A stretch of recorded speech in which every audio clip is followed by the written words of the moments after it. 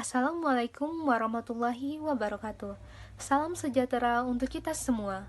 Puji syukur kita haturkan kepada Allah Subhanahu wa Ta'ala, dan tak lupa salawat beserta salam selalu tercurahkan kepada Nabi Muhammad Sallallahu Alaihi Wasallam. Kami dari kelompok 9 yang terdiri dari saya Anissa Herani sebagai moderator dan presentator 1, Muhammad Rehan Wahyudi sebagai presentator kedua, Cynthia Yahya sebagai presentator ketiga, Ernawati sebagai presentator keempat, dan yang terakhir Fatimah Zahra sebagai presentator kelima. Nah, di video ini kami akan bahas apa itu aliran hukum dalam praktiknya. Latar belakang aliran hukum. Beberapa aliran hukum mempunyai pengaruh yang kuat dengan zamannya, serta mewarnai praktik peradilan dari masa ke masa, dan tentu berpengaruh pula pada penyusunan perundang-undangan. Beberapa aliran ini ada yang lahir karena tidak sependapat dengan aliran yang lahir sebelumnya. Ada aliran atau paham yang memang lahir karena ingin menjadi jalan tengah atau solusi dari aliran sebelumnya yang bertentangan. Setiap aliran hukum memiliki pandangan yang berbeda. Hukum yang sekarang melihat dari yang sebelumnya atau hukum pada masa-masa yang lampau. Maka dari itu, bahwa hukum yang sekarang dibentuk oleh proses-proses yang berlangsung pada masa lampau. Definisi legisme. Legisme yaitu suatu aliran hukum yang merupakan dasar dari pengaplikasian sistem hukum Eropa kontinental. Aliran hukum ini berpegang kepada azas lex dura sed tamen scripta yang tidak mentolerir penafsiran hukum apapun selain dari sudut pandang tekstual.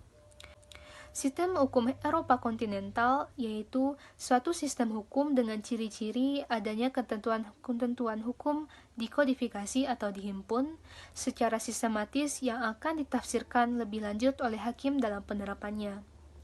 Azas lex dura testamen scripta yaitu hukum itu kaku, tertulis di undang-undang yang harus dipahami dan dimengerti dan bersifat keras. Selanjutnya akan dibahas oleh presentator kedua. Terima kasih kepada Anissa. Baiklah, saya akan melanjutkan pembahasan materi sebelumnya. Aliran legisme ini secara tegas menyebutkan bahwa satu-satunya sumber hukum adalah undang-undang yang dianggap cukup jelas dan lengkap yang mampu menjawab terhadap semua persoalan hukum. Di luar undang-undang tidak ada hukum.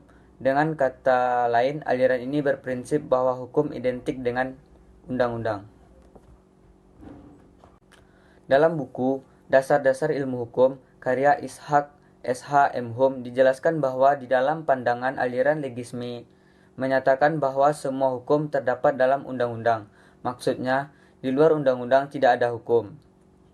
Dengan demikian, hakim di dalam melaksanakan tugasnya hanya melakukan pelaksanaan undang-undang belaka dengan cara juridise syllogisme, yakni suatu deduksi logis dari perumusan yang umum kepada suatu keadaan yang khusus, sehingga sampai kepada suatu kesimpulan konklusi.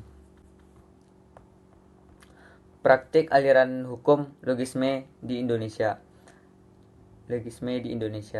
Legisme merupakan paham bahwa satu-satunya sumber hukum adalah undang-undang yang dianggap cukup jelas dan mampu menjawab terhadap semua persoalan hukum, dan di luar undang-undang tidak ada hukum.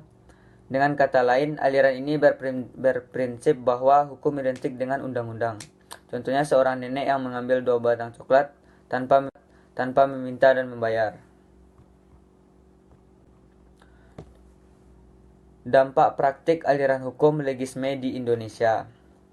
Dalam legisme, hakim tidak lebih dari subsumit automat karena hanya berkewajiban menerapkan peraturan atau undang-undang pada peristiwa. Konkretnya, dengan bantuan metode penafsiran, terutama penafsiran gramatikal, akibatnya hakim menjadi pasif karena tidak lebih dari corong undang-undang belaka. Baiklah, selanjutnya pembahasan akan dilanjutkan oleh presentator ketiga, yaitu Cynthia. Terima kasih. Terima kasih kepada presentator 2. Saya Cynthia Yahya selaku presentator 3 akan menjelaskan materi selanjutnya mengenai definisi praktik aliran hukum rechtsbinding dan praktik aliran hukum rechtsbinding di Indonesia. Praktik aliran hukum Rechtsfinding merupakan proses individualisasi peraturan hukum yang bersifat umum oleh petugas-petugas hukum yang diberi tugas melaksanakan hukum yang konkret dengan mengingat akan peristiwa tertentu. Aliran ini berpendapat bahwa hakim terikat pada undang-undang, tetapi tidak seketat bagaimana pendapat aliran legisme, sebab hakim juga mempunyai kebebasan. Selanjutnya, praktik aliran hukum Rechtsfinding di Indonesia.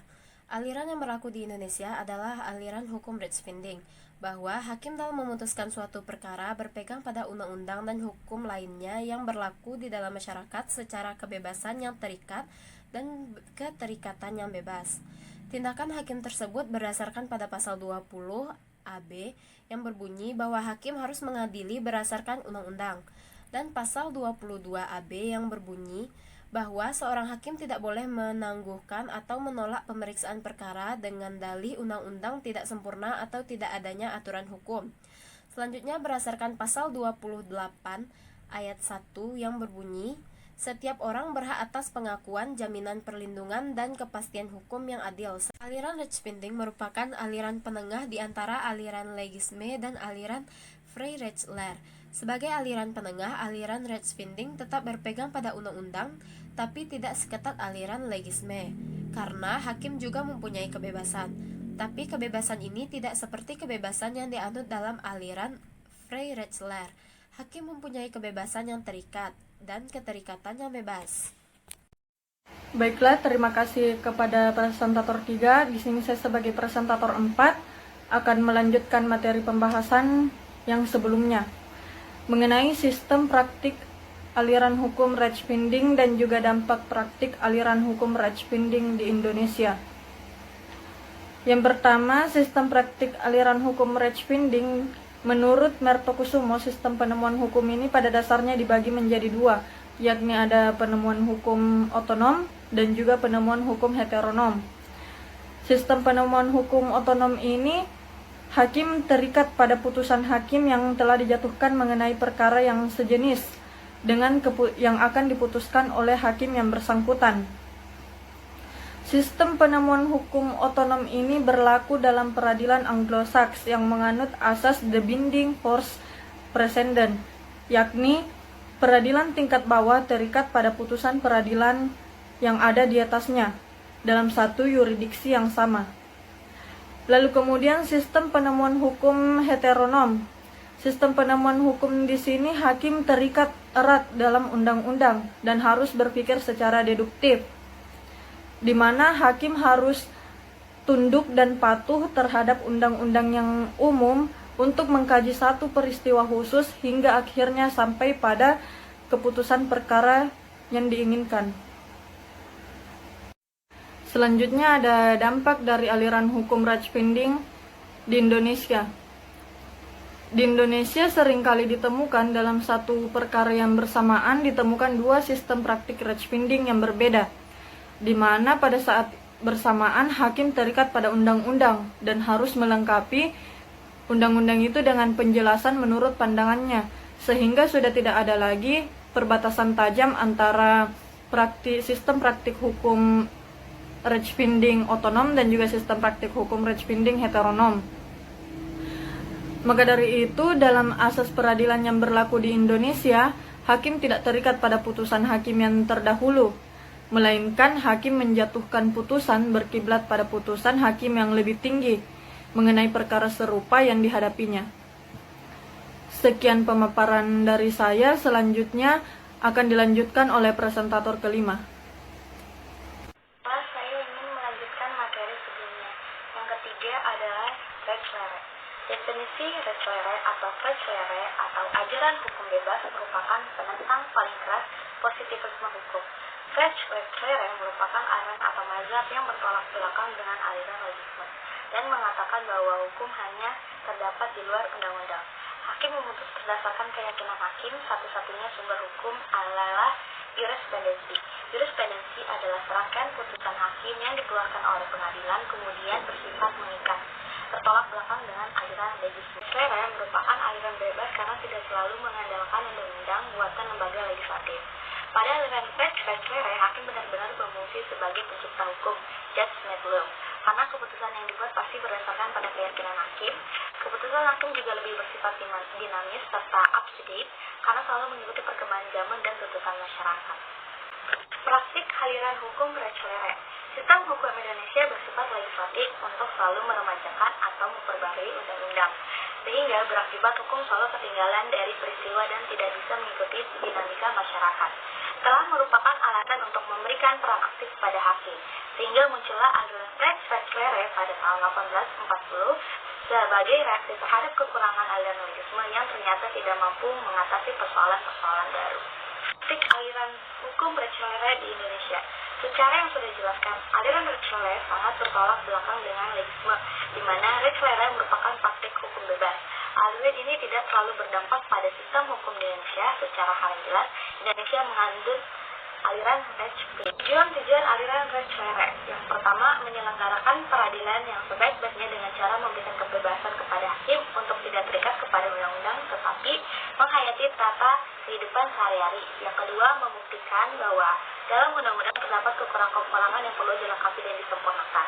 Yang ketiga, menugaskan kepada hakim agar memutuskan perkara dengan didasarkan kepada principe atau cipta keadilan. Nah, itulah video pembahasan dari kelompok 9. Mohon maaf jika ada kesalahan dan kekurangan. Saya sebagai moderator mengucapkan terima kasih. Assalamualaikum warahmatullahi wabarakatuh.